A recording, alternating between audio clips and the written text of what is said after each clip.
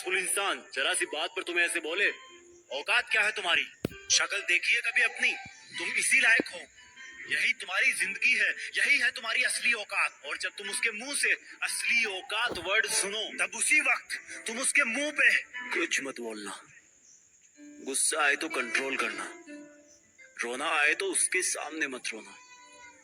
बस उसको एक प्यारी सी स्माइल देना और फिर अपने बचे हुए काम को पहले खत्म करना। जब तुम्हारा काम हो जाए उसके पास दोबारा जाना।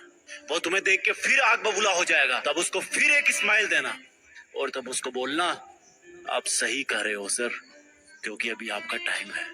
मैं जा रहा हूँ अपना टाइम हासिल करने। और हाँ, कभी फ्यूचर में माफी मांगने का मन करे तो मत मांगना, क्योंकि मैं आपको माफ कर चुका हूँ। बोल के वहां से चल देना।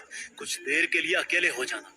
रोने की तीव्र इच्छा हो तो अकेले में रो लेना। फिर एक डायरी निकालना, उसमें आज से 5 साल बाद की एक तारीख लिखना। फिर उसको कहीं सुरक्षित अलमारी में रख देना, क्योंकि वो तुम्हारी डेडलाइन है।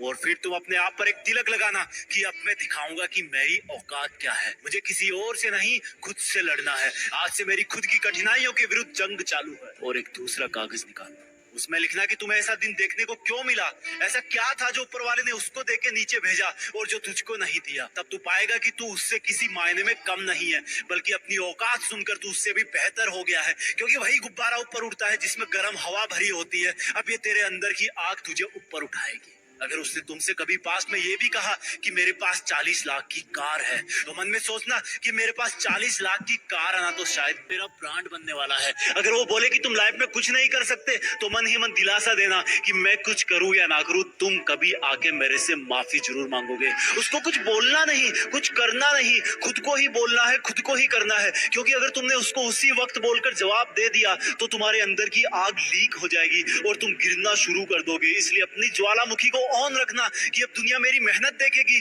क्योंकि अब मैं नहीं रुकूंगा। दुनिया मुझे पसंद करे या ना करे, वो मेरा नाम जरूर सुनेगी, क्योंकि मैं खुद अपने काम को पसंद करता हूँ। अब दुनिया मेरी औकात देखेगी। मेरी जंग किसी इंसान से नहीं, मेरी जंग खुद से है, खुद की आदत से है, खुद के दिमाग से है, खुद के शरीर से है। जब मैं खुद से जीतूंगा तो बाहरी दुनिया अपने आप हार जाएगी। जब मैं जंग में कूदूंगा तो मेरी कठिनाइयां मैदान छोड़ के भाग जाएगी। इस शहर से डरना मत मुसाफिर, यहाँ ठोकर खाते रहने पर ही मंजिल मिलती है।